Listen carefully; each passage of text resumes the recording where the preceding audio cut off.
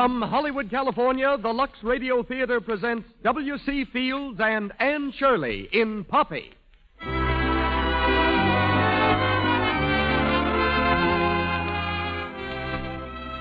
Lux presents Hollywood.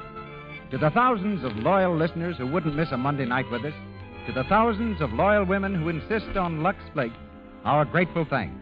Your purchases of Lux Flakes make these programs possible.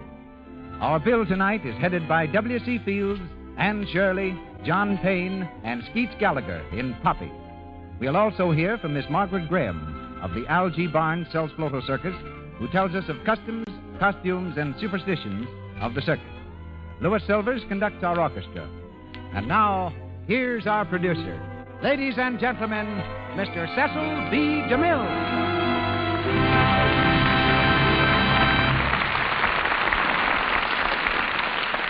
Greetings from Hollywood, ladies and gentlemen. Between the ages of 11 and 15, Mr. W.C. Fields, born Claude William Dukenfield, never slept on a real bed. He spent his nights under stairways, in box crates, and doorways.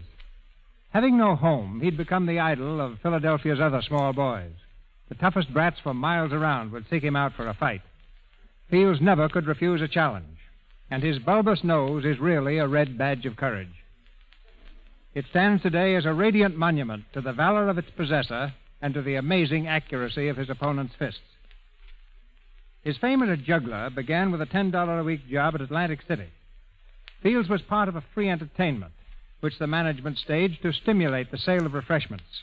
When business was dull, he would wade into the surf, scream for help, and pretend to drown. Huge crowds would collect, and while the victim was being resuscitated, the refreshment business would flourish. It was not unusual for Mr. Fields to drown 3 or 4 times a day. To this day, his character remains unchanged. He is still Fields against the world, a strange combination of cynicism and sentiment, of stern truth and honeyed prevarication. Mr. Fields starred in Dorothy Donnelly's stage play Poppy, and also in the Paramount film from which comes our radio adaptation. His latest Paramount picture is the big broadcast of 1938, and we hear him tonight as Professor Eustace P. McGoggle. The title role will be played by that delightful young star, the versatile Anne Shirley. Anne is from RKO Studios, where her latest films are Law of the Underworld and Condemned Women. John Payne of Paramount Studios is Billy Farnsworth. Skeets Gallagher is heard as Whiffen. And we're off to the big show as the Lux Radio Theatre presents W.C. Fields and Anne Shirley in Poppy.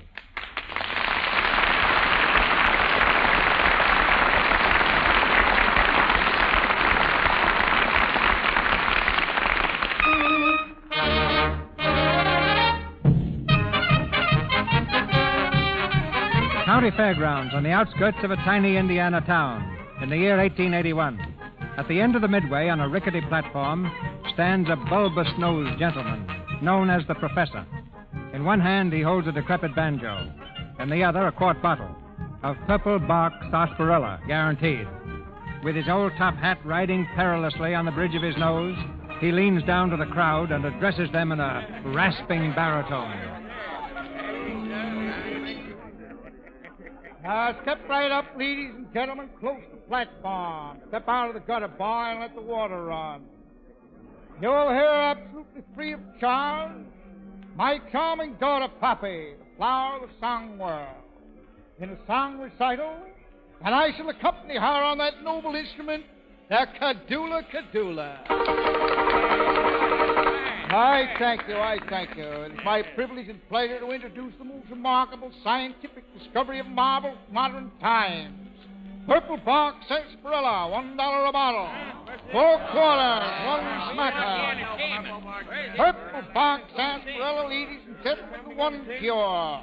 Remedy for man, the beast, fish, and fowl. Grow hair on a billiard ball. Will it grow hair in a pool ball? All but the 8 ball. It's a fake. Now you impugn my honor. So that sawing a woman in half a fake. I saw her afterwards in a restaurant. Well, you astound me. I thought they were killing from 8 to a dozen women a day. Let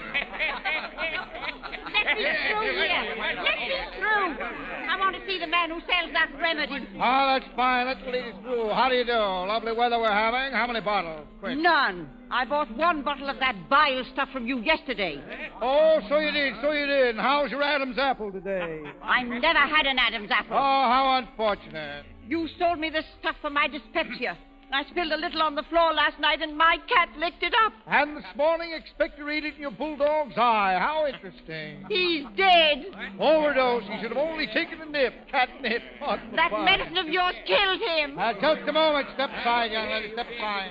It cures hoarseness. Ladies and gentlemen, it cures hoarseness. It cures the most stubborn case of hoarseness. 1 little drop of this bottle, I can't take, will cure the most cunning grace. Oh. It cures hoarseness! Sheriff, over this way. There he is, over Dad, here. we better get out of here quick, Dad. Quiet, dear. Ixnay, I can pray. Sheriff. But she's getting the sheriff. Come on, Dad. He's only twitting, dear. Just have fun. I'll probably sell a bottle to the Gildersleeve. Where is he? Point him out. Look, Dad, she did get the sheriff. There he is, Sheriff. Hey, you. He's coming over here. Poppy, my child. What, Dad? Take it on the lamb, my little fawn. The Bunyan steeplechase is on. There they go. Who's crazy? Stop, go on now. Get him there. Let's get him in. Don't let him away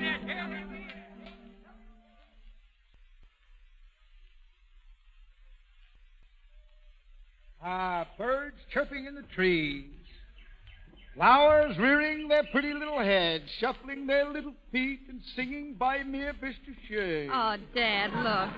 Do you mind if we stop walking for a while? I'm so tired. Oh, how thoughtless of me. Sit down, my little plum, and rest your pretty little bones. Here's a nice tin can for you. Sit on there. Do you think we're safe here? Gee, Dad, I'm so hungry. Courage, my daughter, courage. The Green Meadow Carnival is just around the bend. What bend? Ah, you have me there. Look, here comes a wagon. Yeah. Gilpin's hurrying to the carnival. Yes, but they're riding and we're walking. Walking is good. Shortens the appetite. Here. Chew on this piece of milkweed. It's full of calcium, good for the teeth. Oh, no, thanks. Dad, Huh? Dad, why don't you reform? Reform who? Well, yourself. Say you're smarter than any other man I ever met. Why, if we could settle down in one of these little towns and get a house all our own, why, you'd own the whole town and most of the farms around it in 5 years. You encourage me in the 5-year plan? Oh, you know you could get it without stealing, too. Steal? Like Robin Hood, I take from the rich and give to the poor. What poor? Us poor. Oh, us poor is right. Oh, Dad, I'm so sick of it. I'd like to be able sometime to look everybody straight in the face, and I'd scrub floors to do it. How could you look anyone straight in the face when you're scrubbing floors, dear? Oh, Dad, please.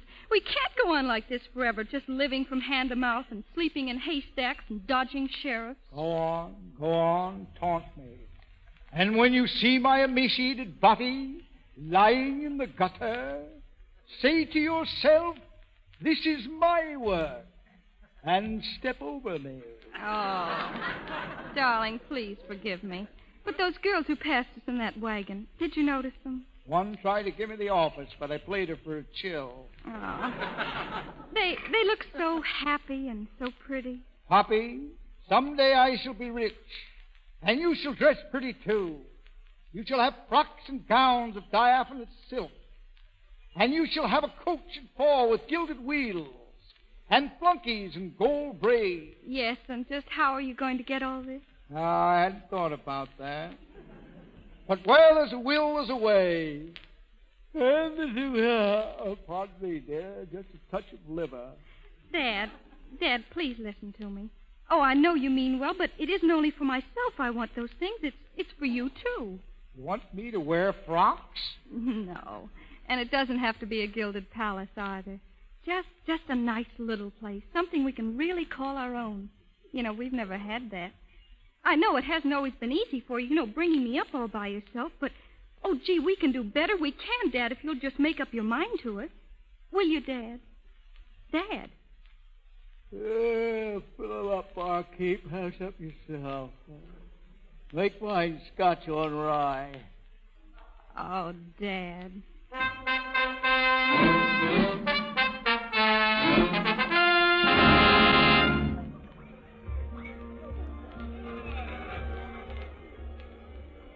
Arrived at last, my dear. The Green Meadow Carnival, they call it. Yes, but we haven't any purple bark. You haven't got a concession, and we haven't a dime in our pockets. Don't change a thing, dear. Leave it all to me. Oh, gee, I'm so hungry. Hungry, my child? There's a place right over there. The sandwich stand? But, Dad, we haven't got any money. Quiet, child. Dad, listen, please. You can't get anything without not paying Proprietor, for it. proprietor, where's the entrepreneur? Dad, please. Where is that fella? Drop cab. Entrepreneur, my good man. Good morning. A little service, please. Oh, sure. What'll it be? Give me 2 of those luscious bologna sandwiches. Sandwich show de la chaîne. 2 dogs coming up. Dad, Yeah. please. Do you have a double, dear? No, I don't want any. Oh, that's fine. Make it 2 doubles. All right, here you are. Thank 20 you. cents. Thank you. You have mustard poppies on? Some mustard, please. It's right in front of you. It's 20 cents for the dog. Right in front of me. Oh, yeah. Yes. Mm-hmm. All right. No mustard? Say, that's the best there is. If you don't like it, don't eat it. That's 20 cents. 20 cents. Is this leasehold just a horse release flesh? Of course it's fresh. That'll be 20 cents. Oh, delicious. Price on this horse release, my farm. A little mayonnaise, my good man, and some cranberry sauce if you have it. And now listen, you horseradish, a mustard, a mayonnaise, a cranberry sauce, it's costing you 20 cents. 20 cents, huh? Yes, 20 cents. Ridiculously cheap. Very reasonable. Remind me to pay you at the end of the engagement. No, you don't. You pay me right now. Wait, here, mister. You can have mine back. Mine also. I refuse to do business with a man. You tramp, you've eaten more than half of them. How do you expect me to sell these now? First you insult me, then you ask my advice on salesmanship. Oh. Come, my little lamb, Hey. and you keep a civil tongue in your head, or you'll lose our trade. Come back here, you. You'll fork over that 20 cents or I'll take it out of your hide. Unhand me, you wretch. Unhand me, Yeah. I say, or I'll crush every bone in your head. Come on, shell out. You take your hands off him. Let him alone. He's ripping my coat. Let me go my coat. Let go of your coat. Will you give me that 20 cents? Oh, now you've done it, Eric. Dad, what's the matter? I'll pay for this. Hey, what's the matter? I didn't do nothing. What's eating you? It's broken my sacroiliac. Huh? My sacroiliac's broken in the 12 What's the matter here? Bring it up. Come on. What's the matter, Joe? This guy here, boss, he wouldn't pay for the dogs, and now he says I broke his celiac or something. The pain is excruciating. Shut up. Someone will pay for this and pay dearly. I told you to shut up. You know to whom you are addressing, young man? I don't know who you are, but I happen to be the manager of this show. Manager, eh? Oh. Someone will pay for this, and I think I know who. All right, all right. How much do you want? How much do I want, eh? Trying to bribe me. Very well. I'll take $10,000 in the concession. I should charge you $20,000. I always was an idiot where business was concerned. I'll give you the concession and $10. I'll Take it or leave it. I'll take it. Here. Your booth is at the end of the midway. Now, no shell games, no gambling of any kind or description. The mayor of this town is a very fussy guy. No far fussier than I myself, I assure you. All right, you can take over the concession any time you want. Thank you. Very well, my little plum. It's just as I told you. Where there's a will, there's a way.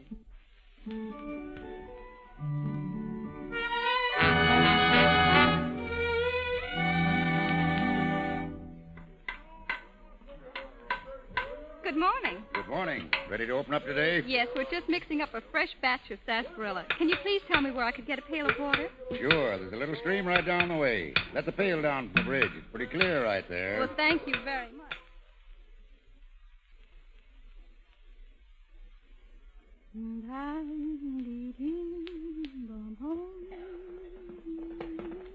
Hey! Hey, look out. Hey! Get off the bridge. Whoa. Hey, you all right down there? You knocked me into the stream. Gee, I'm terribly sorry. Don't you even speak to me. Shame on you trying to commit suicide at your age. Think of your old father and mother. Think of me. Yes, well, if I told you what I thought of you, I wouldn't be a lady. Here, let me help you up. Don't you touch me. Riding a horse that way across a bridge, you must be crazy. Yes, come on. No, and stop grinning at me like a silly ape. By the mirror, I bet you'd grin, too. Do you have brown eyes, or is that just mud? Why, you... Oh, gee, I guess I must look terrible. You know, I fell into a stream once. Know what I did? You went and dried off. That's right. Look, there's an old swimming hole about 100 yards downstream. We always hang our suits on a tree there. My sister sort of fit you. You slip into it, and I'll put the nag away, and I'll see you there in about 10 minutes. All right? Well, all right. Swell. You can hang your dress up and let it dry out. See you soon.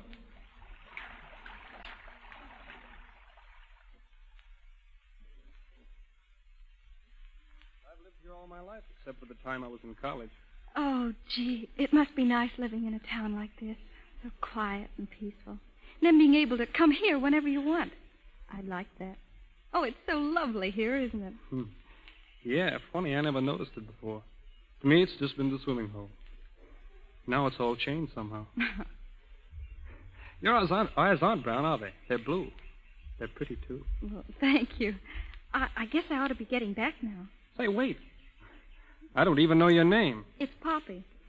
Poppy. Gee, that's beautiful. My name's Billy Farnsworth. My father's the mayor of this town. I'm his son. Well, that's a coincidence.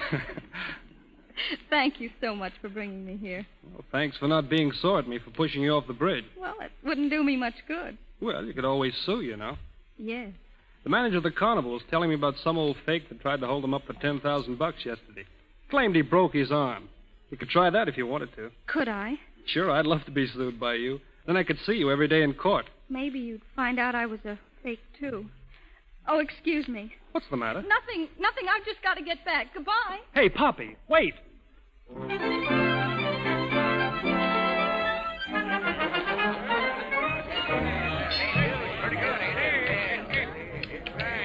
Step right up, gentlemen. The fascinating scientific game of Find the Little Pea. I move the shells around the table so. Find the little pea and you win. You'll get your 4 get you 8. A boy can play as well as a man. It's the old army game. 30 cents says I can find the ball. Now, the gentleman bets 30 cents. Plunger, take a choice. I say, let me see. It's under the middle one. Lift it up and see. Nope, it ain't. As I live and breathe. I thought you had me that time. I fooled myself. Here's your 30 cents. Thank you. Who'll be the next to outwit me? The classic game is no way a form of gambling. Hey. Game of Hey, science. here comes the mayor. Yeah. What's that? The mayor, he's coming over here. Oh, yes, my friends. I see him now. Yes, my friends, gambling is the root of all evil. And how well I know. Get rid of those shells. Get them out of here quick. For years, I was a victim of this horrible scourge. An unwilling pawn, caught in the toils of Beelzebub. Let it be a real dear lesson to you. Lead us in song, Sister Wolfinger. Excuse me, sir. May I shake your hand, please? Of course, but sure. We need more men of your kind in these traveling carnivals, sir. Men with a real message. Huh? Men of steel. Steel, sir? Oh, I think, yes, you're right. Pardon me. Permit me to introduce myself. I'm Mayor Farnsworth. Mayor, Your Honor, this is a surprise indeed. I am Dr. Eustace P. McGargle, F.A.S.N. Well, go right ahead with the lecture, Doctor. Sorry, I just finished. Half a ticket gold.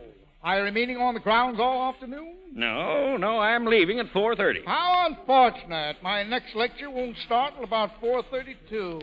Oh. Mayor Farnsworth. Oh, excuse me. Dr. McGargle, I'd like you to meet Mrs. Tubbs. How do you do, Doctor? Mrs. Tubbs is one of our town's most solid citizens. She looks it. I mean, how do you do? How do you do? I heard part of your talk, Doctor, and I think it was just thrilling. I wish you'd come and call on me sometime. Oh, I'd be delighted. Oh, thank you. Shall we go on, Mayor? Oh, wait, Sarah. I want you to meet Dr. McGargle also. Dr. McGargle, this is Mrs. Sarah Brown. How do you do? How do you do? Mrs. Brown was a great moral leader in our community. Oh, a woman after my own heart. I hope not. Very good, Sarah. Shall we go? Yes. Well, good night, Doctor, and good luck. Oh, thank you, man. Keep up the good work. Thank you. Scarcely have left the grounds before I shall be hard at it again. Good night, Doctor. Don't forget, you're going to take me round the carnival. Oh, I'll take you, yes. You bet I will. She's all dressed up like a well-kept grave. 10 cents says I can guess what shell it's under. You still here? Go away. My name's Whiffin. What a pretty name. Go away. You draw flies. Well, gee whiz, all right. Wait a minute. Who is that fat lady we just here? That's Mrs. Tubbs. She's a widow. Kind of dumb, I always thought. I just wanted to check on my judgment. Good day, Mr. Whiffen. Of course, she's pretty rich. Who's rich? Mrs. Tubbs. Got her hands on most of the money in this town. Is that so? Yep, it was left to her in a will. In a will, eh? Yep, second cousin or something left it to her in a will. That's very interesting. Very interesting indeed. Very interesting. Widow, eh? Yep. Widow. You, thinking of something? Yes, I was, yeah. As an old blind aunt of mine used to say, where there's a will, there's prosperity just around the corner.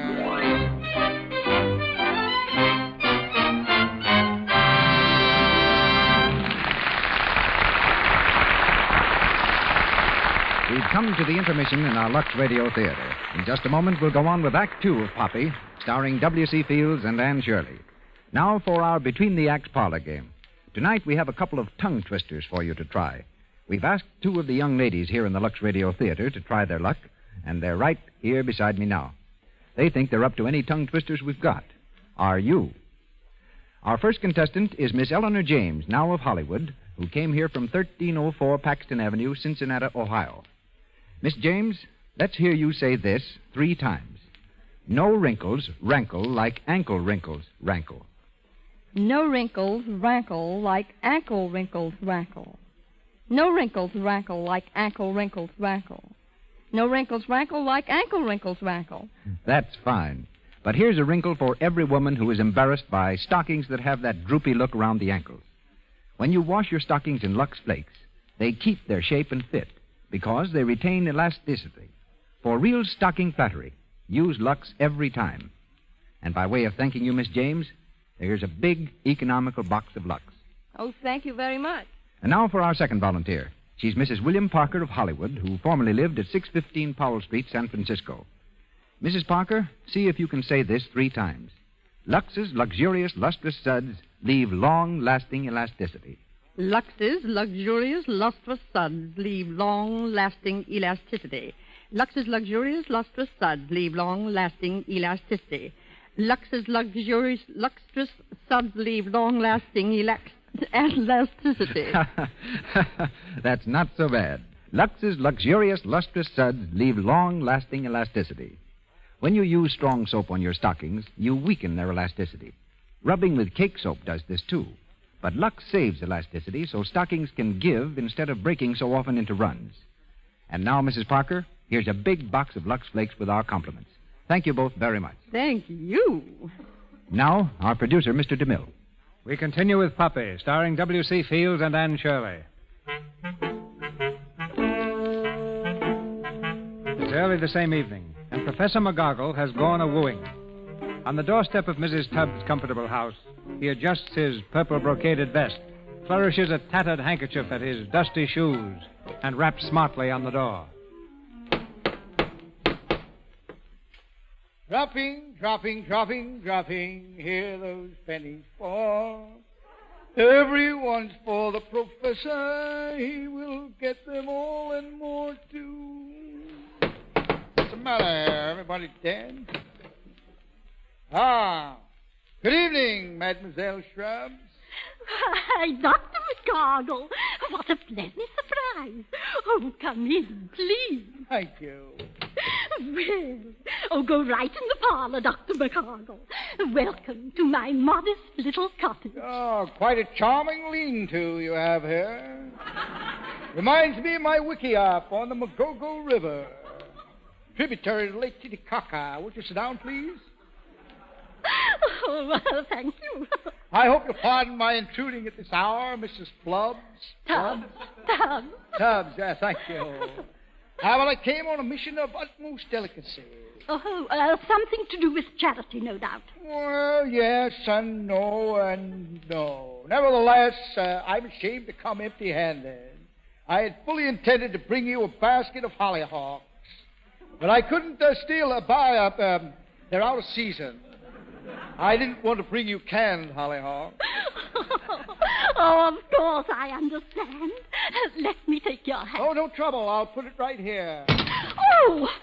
Oh, what a clumsy Japanese I am. I'm afraid I've broken your lovely bar. Oh, it's all right. It's just some of the water spilling on the family album. Now, here, let me dry it off. Oh, water fades pictures, so it's horrid. Do you like water? A little on the side. Give it to me. Give it to me. I'll dry it. Oh! Ah, the page is, this one's loose. This came out right in my hand. Oh, well, it really doesn't matter. Oh, you're too kind, Mrs. Dubb. I shall take this picture along with me and have a new print made at the first opportunity. Oh, but you really don't have to. Oh, say no more. Dismiss it. It's good as done. Oh, well, if you insist. Oh, I'm rather proud of my album, you know. Such an old family. Yes, so I say. Are you interested in family albums, They Dr. are the McCardle? fondest things I am. There are some very interesting things in this one. I'm sure. Well. John L. Sullivan. Oh, no. This is my old Aunt Anna. Isn't she sweet? Oh. Yes, she is. She's very quaint. What biceps. What a teaser. Oh, Mrs. Krabs, Look, this one here. The man with the beard. What's that? Well, of all things, if it isn't Cockeyed Mulligan. I don't know who Mr. Cockeyed Mulligan is, Dr. McCardle, but this is a picture of my husband. Oh, is that so? Oh, what a fine-looking old codger he is, too. I hope you pardon the mistake, Mrs. Dubb. I confused you with a man who used to work with me, work for me, rather, in the silver mine, gold and platinum mines I had up at Cohen's Gulf. What? Harold Mulligan, the old stew. Finest fellow I would ever live. He hung before his time. He died before his time. Died young. Oh, did you say you own gold and platinum mines? Oh, did I? Yes, it might have slipped out. Oh, well, that's very interesting. Yeah, I always thought so myself. That's one of the things that brought me here tonight. Really? Yes. Mrs. Nubbs, when a man has spent his life at hard work, did I ever tell you the story of how Mulligan and I, pardon tear, dove off an escarpment of frigid ice into the Winnemucca River, each with a canoe under his arm? Oh, how brave. When we approached the opposite shore, we were confronted by 50,000 Skagway Indians. Oh. There they stood with their tomahawks raised high above their heads. Oh. Mulligan and I unsheathed our bowie knives and cut a path through this wall of human flesh, dragging our canoes behind us. Oh, marvelous. Well, anyway, nothing really. When a man has amassed his share of this world's goods, his heart turns to things of a more spiritual nature. He dreams of peace and security and a mellow old age in the company of Yes. the woman I love. Oh, Dr. McCardle. Mrs. Trubb, has anyone ever told you you were beautiful? Well, yes. I knew they had. I knew they'd beat me to it. I knew it. Oh, no, now, but wait. Before you go any further, Doctor, I think I ought to tell you. Huh? I shall never marry again. Oh, you won't, eh? After leading me on. What? You can't take a man's heart and tear it to shreds, making me look like a knave in the eyes of the world. Oh. Me with a grown daughter? Oh, the idea. Why, it's a clear case of breach of promise. What? Women. A mere pawn in the clutches of an adventuress. Oh, the idea. Oh, Dr. McCardle,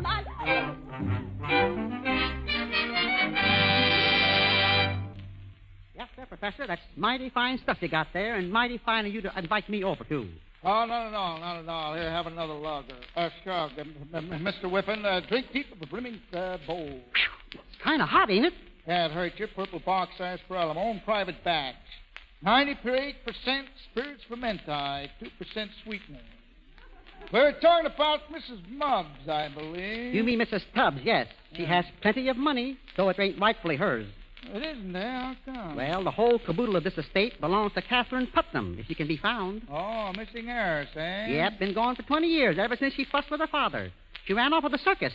That left Mrs. Kin, Mrs. Tubbs, next of kin. Oh, millions molding in the bank, eh? I'd like to do something for that poor, unfortunate soul.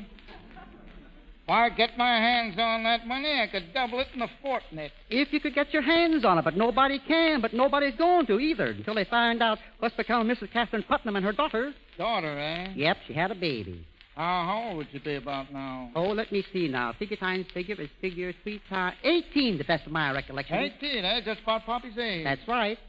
And if that daughter, Catherine Putnam's daughter, if she could be found, she'd inherit the whole estate, eh? Yep. Thinking of something? Yeah, no, of course, no. Well, good night, friend, and I think I can call you my friend. Oh, no, you don't. You're figuring on something. I can read you like a book. And if I was you, I wouldn't try to pass off my daughter as Catherine Putnam, unless I had expert advice. Am I in?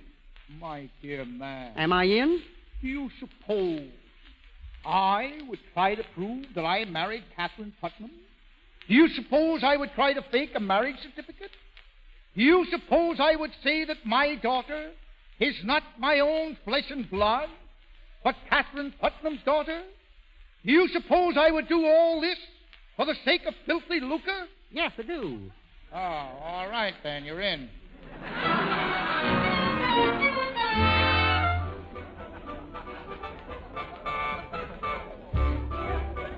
What do you say, Poppy? Once around again? All right, I'll get the transferring this time. Then we've got to get off.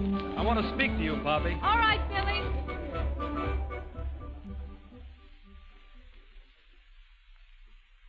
Oh, gee, that was fun, Billy. Thank you a lot. Fun. A girl like you been around carnivals all your life, and you still get a kick out of a wooden horse. I can't understand it. Well, I guess I feel like you did. You know about the swimming hole. Oh, I never knew it was such fun before. Poppy, you've forgiven me, haven't you? Well, for what I said the other day about... Oh, of course I have. You didn't know, and, well, anyway, I guess part of it's true. No, but it isn't. Why, well, he's a swell guy. Oh, he is a swell guy. Poppy, do you still feel the same? I mean about, well, wanting to settle down in a little town like this. Well, I guess so. Why? Well, I could fix it. You? Sure. But how? Well, all you have to do is just stay here. Stay here and marry me. Billy! Oh, but you don't know what you're talking about. Yes, I do. I mean it. It just struck me all of a sudden, Poppy, but honest, I mean it, like I never meant anything in my life. Oh, Billy, you're so sweet, but... Oh, I couldn't do it. I couldn't leave Dad to go roaming all over the country by himself. He's getting an awful lot of trouble without me. No. Well, then it's hopeless, huh? I'm afraid so. Yeah, well, it's a good idea. Billy, look, maybe someday. What? Maybe someday we'll come back this way, and if I do, and if things are different, well, they may be different. You never can tell. Oh, sure you can, Poppy. Poppy, would you give me something to keep until you do come back? I know it sounds silly, but I really want it. All right. I'll give you the only thing I've got, Billy. I know it isn't much, but it's something. Here. It's this locket. I've had it ever since I was a kid. It's only a baby's locket, but, well, it's gold anyway. Oh, thanks, Poppy.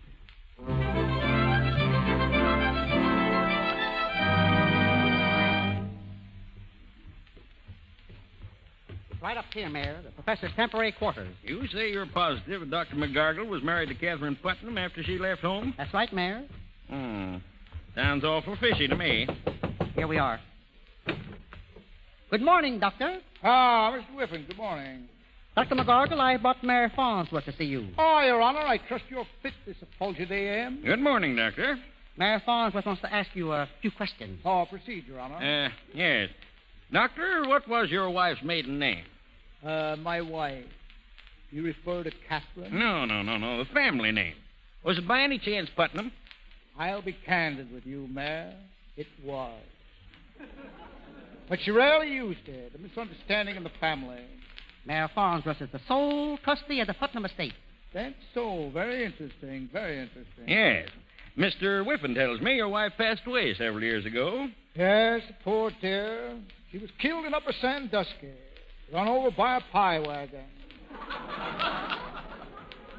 One of those hit and gallop away drivers. One of the horses, a gray mare, sway back, Dabo. Never mind the horse. Describe your wife. His name was... Huh? Oh, yes, my little pride of yesteryear, pardon me. My pigeon. My little kitty pie. What was her approximate weight? Well, she fought as a welterweight. She varied from time to time. She dieted frequently, you know. You'd have to catch her on the scale. Well, what was her average weight? Average weight, let me see. It's just slipped my mind for the nonce. Well, was it 100 pounds, 200 pounds? What did you say, Mr. Whippen? Nothing. Got a little cough, that's all. Try some of this pine tar elixir. Your cough intrigues me. Well, Dr. McGargle, 100 or 200? I would say offhand 100 or 200 pounds. I never watched her closely on the scale. Well, 100 pounds seems to check. Now, tell me, what about her height? Oh, you mean how tall was she? Yes? Oh. Yes. Now, let me see. Your mind works so quickly, Mayor.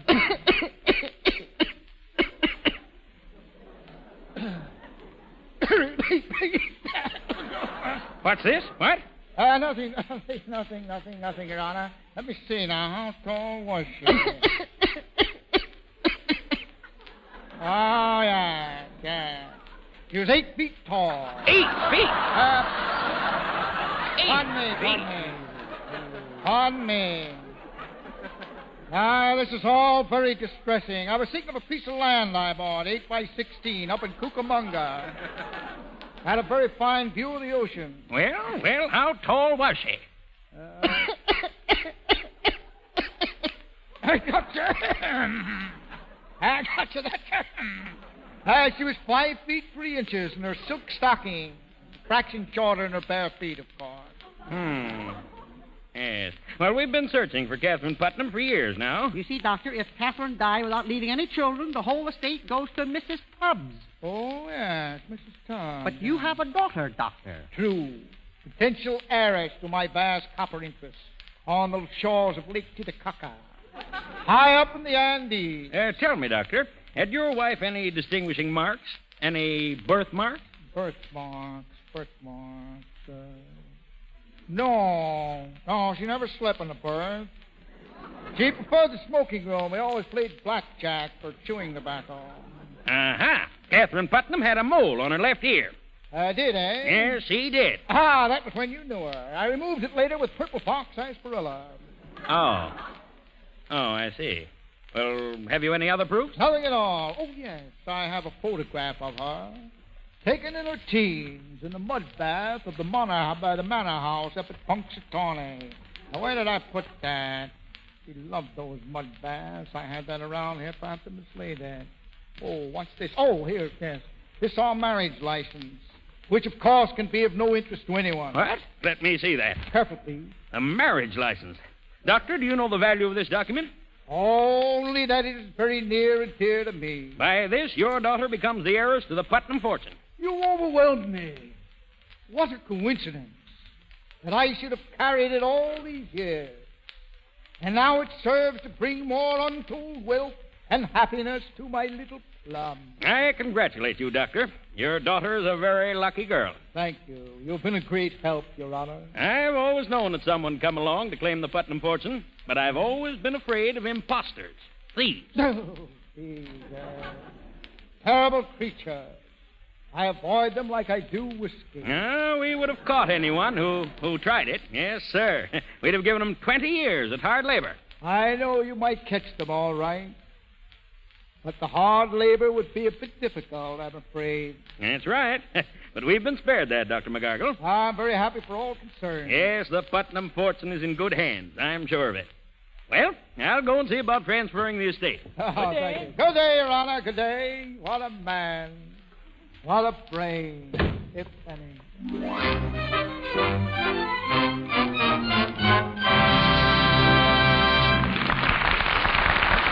pause for station identification. This is the Columbia Broadcasting System.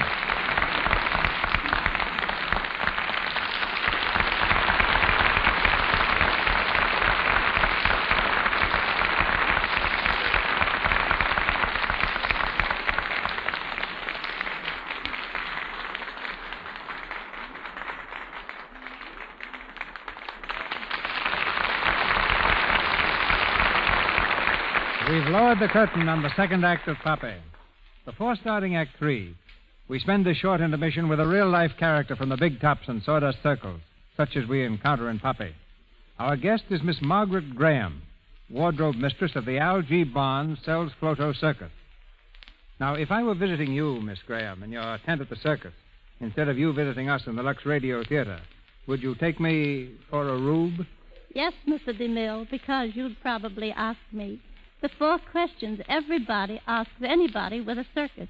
Where did you come from? Where do you go from here? How long does an elephant live? And why are performing horses always white? What would be your answers? Well, I came from winter quarters at the Baldwin Park, California. In 3 weeks, we leave on our tour, and we don't stop moving until the last of October. An elephant lives to be about 100. Because that's as good an answer as any. And horses are white because white doesn't show the rosin sprinkled on the back, of course, to keep the riders from slipping. Pardon me. What else would you like to know? Oh, that's all satisfactory except the age of the elephant. Now, how did you join the circus? Well, I started off with the Wild West show of Buffalo Bill as a rider way back in 1911. But my riding days are over, and I've sort of settled down to the less hazardous occupation of wardrobe. No, less hazardous, perhaps, but equally interesting, I'm sure. Tights and spangles have spelled circus since time immemorial. There's a lot more to it than tights and spangles, Mr. DeMille. When the circus gets to town, I have my own wagon drawn by 4 elephants to bring the costumes from the train to the wardrobe tent.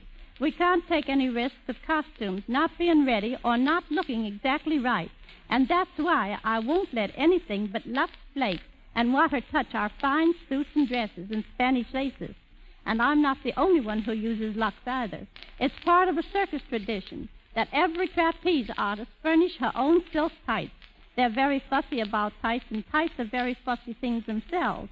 And if you would like, into my wardrobe tent any night after the show is over, you see those high-paid girls washing their own tights in Lux flake. They won't let me do it for them. A bit finicky, eh? Well, it's one of the circus customs, and believe me, we have plenty of them. You're not superstitious, Miss Graham. Not superstitious, just careful. For example, I'd never think of whistling in a dressing room because that would mean that the girl whose trunk is nearest the entrance would get fired. What happens if you hadn't intended to whistle but suddenly found out that you had? I'd get out of the tent as fast as I could, turn around 3 times, and then come in. That makes everything all right again. I see. Not superstitious, just careful. Any other things that are bad? Plenty. For example, in a circus, no one in a circus would dream of playing a harmonica.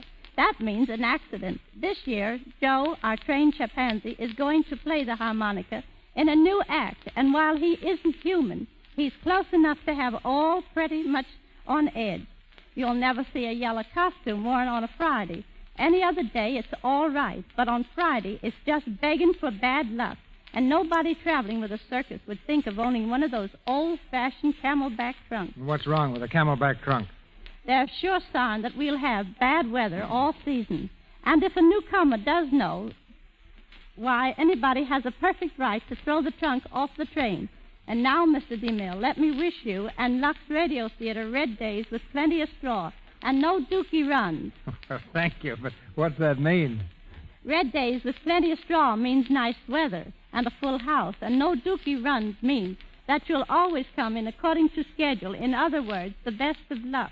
Thank you, Miss Graham. Thank you. And plenty of straw to you.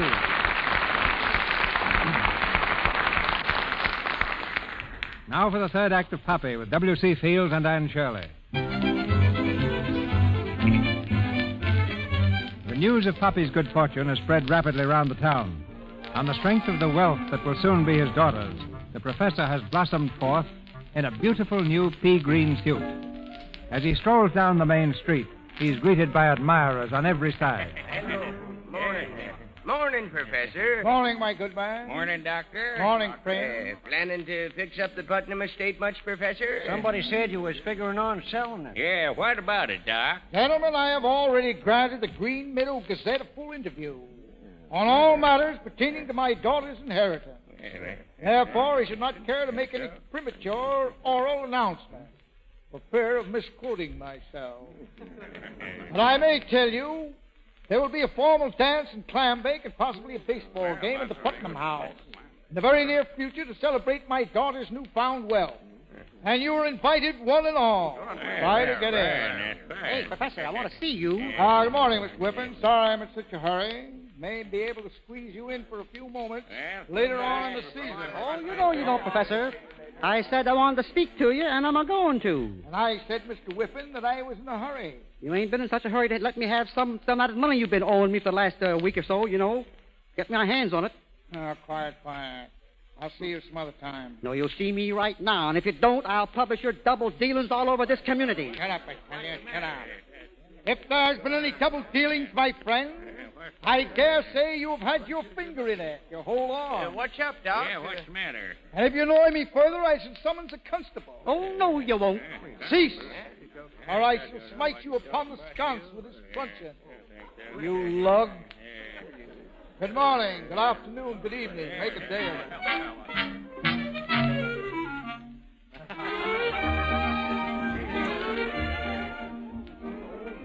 Oh, Billy, I still can't believe it. It isn't true. It can't be.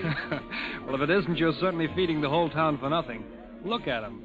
They'll have that buffet supper cleaned up before it's even time to dance. Oh, well, let them. I want them to be happy, too. Just as happy as I am. You've got everything you want, Poppy. Oh, more than everything, Billy. But, you know, I don't want to take it all. I want to give half to Mrs. Tubbs. But, Poppy, I don't... No, I wouldn't feel right if I didn't. Good evening, Poppy. Oh, Mrs. Brown. How are you, Billy? I'm fine, Aunt Sarah. I'm so glad you could come, Mrs. Brown. Do you think I'd miss it, my dear? I've been a friend of Billy's too long to miss the announcement of his engagement. Engagement? Oh, dear, I suppose I've let the cat out of the bag again. You certainly have. Poppy, your father's going to announce our engagement tonight. You don't mind, do you? Mind? Of course she doesn't. You're getting a fine boy, Poppy, and he's getting a very sweet girl. Oh, thank you. Ladies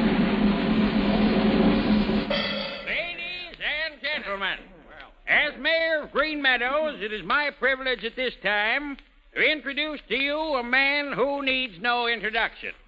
I give you that great entertainer, that kindly and lovable character, Dr. Eustace P. McGargle, F.A.S.F. I thank you, ladies and gentlemen. I shall play for you this evening the first motive of the Dujity from the opera Schreckensnatz by Gilke Kimmel and Ossip P. Bedapole on my beloved Kadula. But before I do, I want to introduce to you the marvel of the scientific age, purple bark sarsaparilla. Dad, no. Oh, I beg your pardon, dear. I'm awful sorry. What a faux pas. Excuse me, ladies and gentlemen, I have a very important announcement. Soon, ladies and gentlemen, in this very room in which you stand, two of the oldest families in Indiana will be joined by wedlock. I refer to the family Farnsworth and the house of McGargle. Stop it, I say. Yeah, what's the matter? What's the matter? Who are you? What's the matter? What's the matter with me? Mr. Whippen, what's the meaning of this? Your Honor, before this goes any further, I want you to know that this man, the father of the girl who's to be your daughter-in-law, is one of the biggest swindlers that ever come down the pike. What's that? The man's mad. He's a dildo. He belongs in the nut bag. Mr. Whippen, you'll have to support those remarks. I'll support him all right. You got that marriage certificate he gave you? Yeah, right here in my pocket. Well, take a look at it. That certificate is a forgery. What? Yep, and I can prove it. He claims this paper was made out in 1863. You see that watermark there? Plain as the bones in your hand, 1881. Oh, I've been framed. I've been swindled. Get a lawyer. Dr. McGargle, explain this at once. I shall explain it. Have no fear. I shall have my attorney here first thing in the morning. Poppy, take it on the lamb. Stop that man.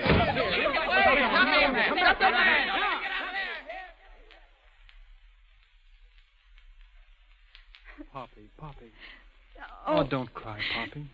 let me alone, please. Run along, Billy. I'll take care of her. Come, Poppy. You're going home with me.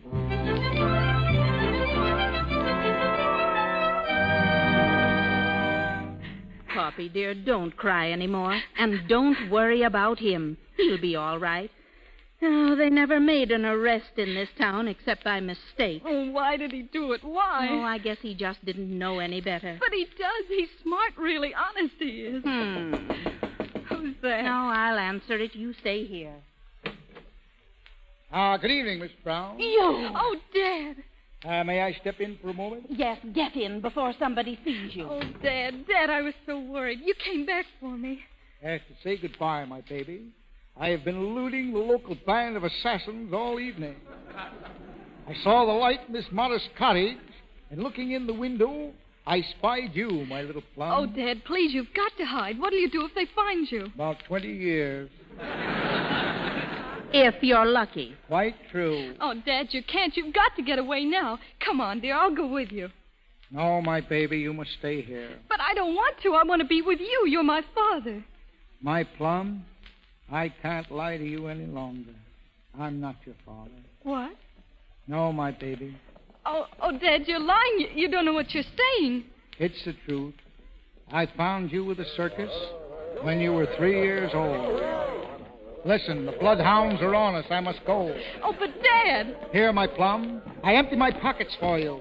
Take this worldly goods, $3 in cash, the shell game, and some private paper. They're all I have. Dad, you can't leave now. I must, dear. Goodbye, my plum, and bless you. And one word of fatherly advice before I go. Yes, Dad. Poppy, never give a sucker an even break. If you ever wish to join me, telegraph me in case of the Ice Palace, Montreal. Oh, he's gone, and I'll never see him again. Poppy, dear, perhaps it's all for the best. Oh, no, how can you say that? Oh, I don't care if he was my real father or not. He's the only one I've ever known. Well, he didn't leave you very much, my dear. A shell game. That'll be a help. And a photograph. Ooh, looks like it's been torn out of some album. Poppy, what is this? What? This picture. Where did he get it? I don't know. Do you know who this is? It's a picture of Catherine Putnam. And that's her little girl right there, see? She was just a baby. Well, are you sure? Well, of course I'm sure. I'd know Catherine Putnam. She was one of my best friends.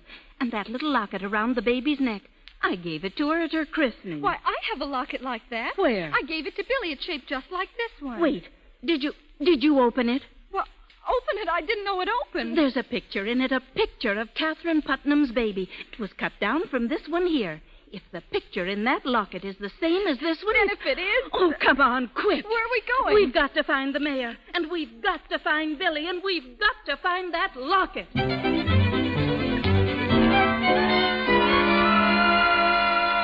And here's the picture. He had it in his pocket, Mayor. Where he got it, I don't know.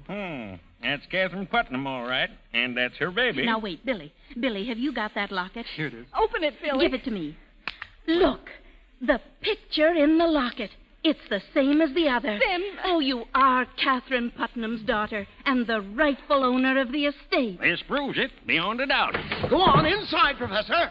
Huh? Unhand me, you flat-footed Gildersleeve, or I'll kick you in the shin. Dad! I got him, Mayor. He tried to escape on a stolen horse. It was my horse he stole. Oh, Dad, what happened? The fortunes of war, my plum. I never did think much of that horse. And he dropped dead right in front of the police station. Mayor, you've got to release him right now. Of course, my dear. Constable, take those handcuffs off of him. What? Go on. You can't arrest a man for stealing a dead horse. Certainly not. What's the matter? Is everybody crazy? Oh, Dad, listen. Darling, I've got the most wonderful news for you. I'm really an heiress. Sure. You're getting smart now. No. Dad, look. I'm really Catherine Putnam's daughter. We just proved it. What, Catherine? Why, of course you are, my plum. I knew it all along. And why didn't you say so? If you remember, my dear fellow, I did say so, and you're going to give me 20 years. Well, I must say goodbye. Goodbye? What for? The carnival is moving, dear, and I'm moving with it. Oh, no, Dad, no. Yeah, there's no place for me here. but I'll come and see you, if I may. I shall come on Sundays for chicken dinner. Dad, please, we want you to live with us. No, my plum, not a word. This is where you belong, my little baby. You'll be happy. And I could never feel happy or natural unless there was a copper at least 100 yards behind me. Oh, Dad, I love you. I love you, Poppy. Goodbye, my little plum.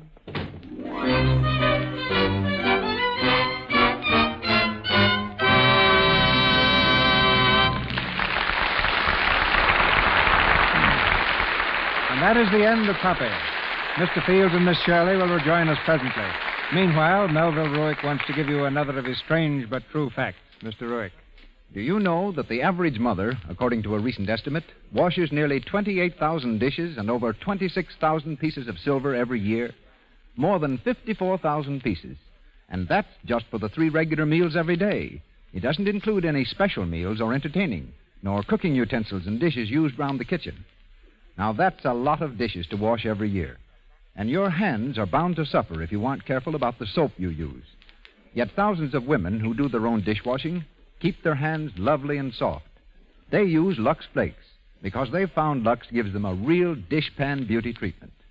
Lux is so gentle that it doesn't dry the beauty oils that keep hands young-looking and beautiful. Why not begin right away to use Lux for your dishes? Buy Lux Flakes tomorrow. Be sure to get the large box. It's even more economical that way. Now, Mr. DeMille. Ladies and gentlemen, in this ring you are about to witness one of the most dazzling and electrifying exhibits ever countenanced by man. It is known to science as the probatus felium, and to the world in general as the nose that launched 1,000 quips. Here it is, ladies and gentlemen, accompanied by W.C. Fields and Anne Shirley.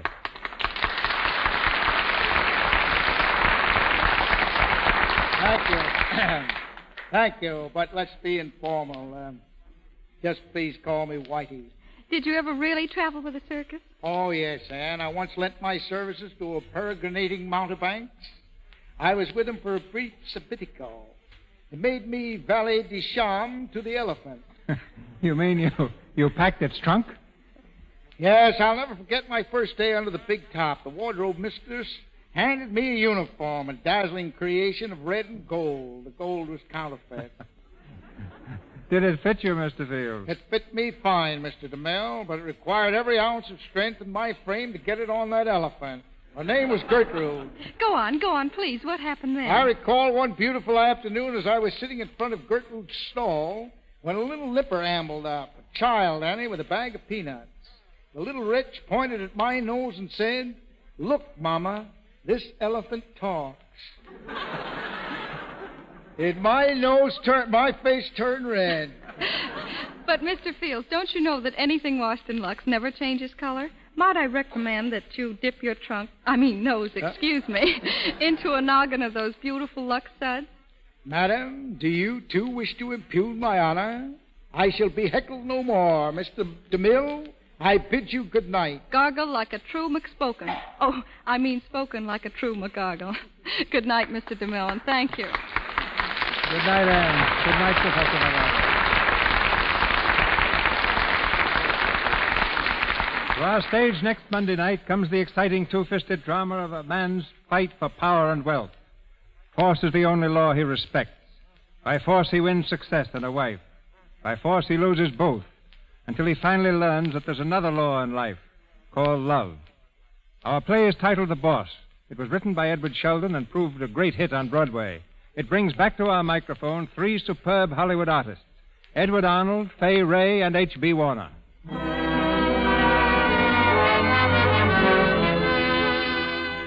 Our sponsors, the makers of Lux Flakes, join me in inviting you to be with us again next Monday night when the Lux Radio Theatre presents Edward Arnold, Fay Wray, and H.B. Warner in The Boss. This is Cecil B. DeMille saying good night to you from Hollywood. Heard in our play tonight were Steve Gallagher as Griffin, John Payne as Billy Farnsworth, Helena Grant as Mrs. Tubbs, Lou Merrill as Mayor Farnsworth, Gretchen Thomas as Sarah Brown, and W.L. Thorne as manager of circus. Louis Silvers appeared for courtesy of 20th Century Fox Studios, where he directed music for the new picture Sally, Irene, and Mary. John Payne will be seen shortly in the Paramount film College Swing. This is the Columbia Broadcasting System.